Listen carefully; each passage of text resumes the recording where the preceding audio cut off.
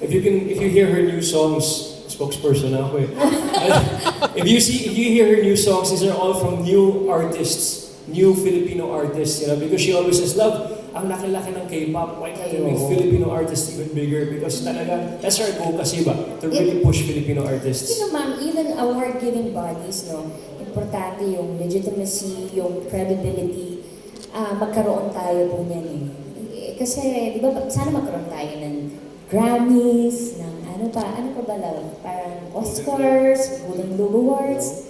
Alam mo yun, sana one day, talagang bigyan natin ng pagyamanin ng gusto ng ang ating singing. Si Madam De Leon she just got... Dolly De Leon. Dolly De Leon, she's part of the Grammys or something like that. So talagang Filipino, yeah.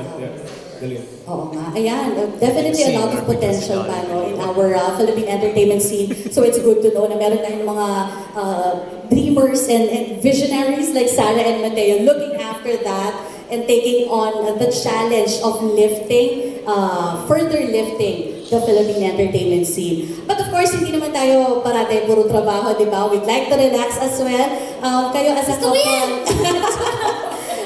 couple, ano ba yung mga ninyo, favorite forms of leisure, and how do you enjoy your time bonding together? Ayun ma'am, nakakatawa nga every time na nakakapag-travel kami mag-asawa, sabi ko, love, basta meron talaga tayong sapat na fan sa pag-travel natin, okay na ako eh. Okay na ako, basta makakain tayo ng maayos. Basta wala na yung mga material things. Importante meron tayong funds para sa travel and food. Diba? Good food. Food with emphasis. Oo, kasi hindi po ako materialistic talaga eh. Sa trabaho ko po, parang it is our responsibility na pangalagaan syempre yung aesthetics natin, yung suot natin, kasi sino pa ba naman po ang mag-aangat, mag-uplift ng sarili natin, ng image natin, kundi tayo rin na artist, responsibility natin yan. But yung travel talaga is, we really enjoy traveling. Eating good food, the Gianni, oh my God, such good food. And creating memories, beautiful memories. Memories, of course. Hindi ko masyado alam kung saan nilalagay ni Sarah lahat ng food na yun, Kasi grabe ito mag-workout si Sarah. Oh, tell us about your health routine as a couple. I regularly work out, but Sarah works out all the time. She does yoga a lot. She does Pilates. She does treadmill every night before sleeping. Hindi naman every night. Every other night. May concert lang. May concert! No, but she really keeps fit, and not a lot of people know she's a very strong runner. Okay, she runs very, very good. She can do her 5K in around 25 minutes. Uy, ka naman 26, let's say 26. So she's a good runner. That's still very good. She can run very well. Grabe! Alam ni Ma'am kung ano sinasabi niya na under 26? Kasi mag-boyfriend girlfriend pa tayo noon. Siyempre pa-impress ako sa'yo. Wala akong choice, no? Wala ka pa yung walang choice eh. Sabi, living healthier lives, kasama sa pagiging couple ninyo. I love it so much. Okay, now, I'd like to know also, kasi parang you're also very passionate about nature, about the environment. What are your advocacies? Can you tell us more about that? Advocacies, Sarah and I, just last year, we became very much involved in sustainability, kumbaga, So we have this little space in the jungles of Laguna, and we fell in love with the place. It's a farm actually, and we have some farmers there that we grow little crops and some produce for our restaurants, kumbaga. So we have some arugula, some lentos, some cherry tomatoes that we try to grow. We grow there, and it produces for our restaurants, kumbaga. So things like that, no? And Sarah's also very, very passionate with animals, animal welfare. She started being involved with this foundation called AKF. Animal Kingdom Foundation. Animal Kingdom Foundation. So basically, their whole messaging is to stop animal cruelty. Animal cruelty, diba? Yeah. Yes, stop. And dog meat trade. Dog meat trade.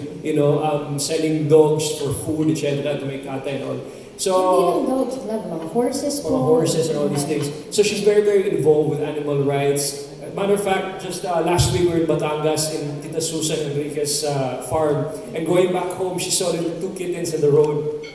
And then sabi niya, love, tigil tayo, kunin natin. Sabi mo naman, may ari yan, may ari. Sa ano kasi, gitna Nasa po talaga gitna. ng kalsada. Oh. So the driver went down and we moved the cat to the side. And then we nagpumandal kami. Tapos sabi niya, love, kunin natin. Sabi, hindi pwede, baka may ari yan. So sabi ko, sige, atras kami. Nung umatras kami, yung mga dalawang Tinabi na kasi ng... tinabi namin, bumalik sa gitna. So talagang Nagpapakuha sila. Oh. So kinuha namin. And we gave them po sa... to our friend in Batangas that she Meron- rescues cats. Yes. At first she wanted it for her Actually. house. So we already have 5 dogs plus 2 cats. Sabi ko, love, I think that's a little too much. I think next time we have 5 dogs and 2 humans na lang. Diba? So yun na lang, instead of 2 cats. So anyways, we give the cats to our good friend that rescues cats and yeah, they're happy now. So, yun. Bilang isa rin akong cat mom, I'm super touched. Thank you so much for doing that, Sarah and Matteo.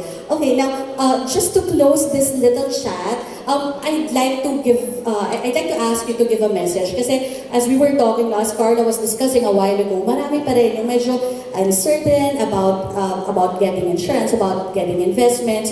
So, ano yung word of advice na mabibigay ninyo for those na have all these financial goals pero medyo may fear pa into learning about it or into getting into it?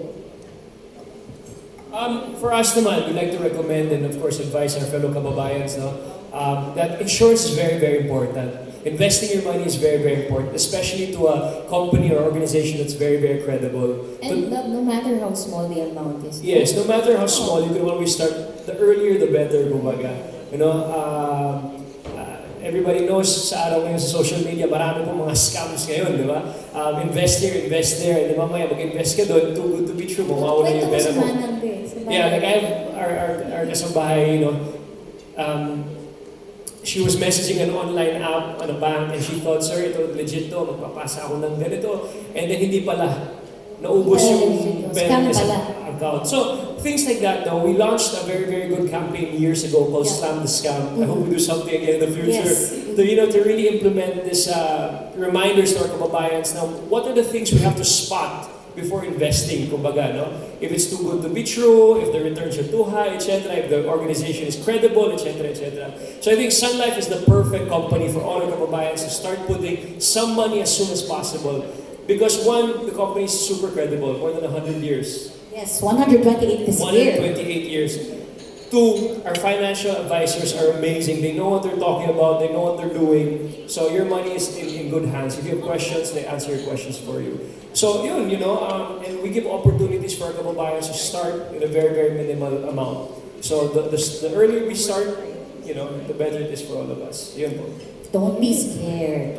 And yun nga ma'am, don't be afraid to ask. Just to seek help from talagang credible or mga experts, no? And of course, partner with a credible brand, no less than the number 1 life insurer, Sun Life.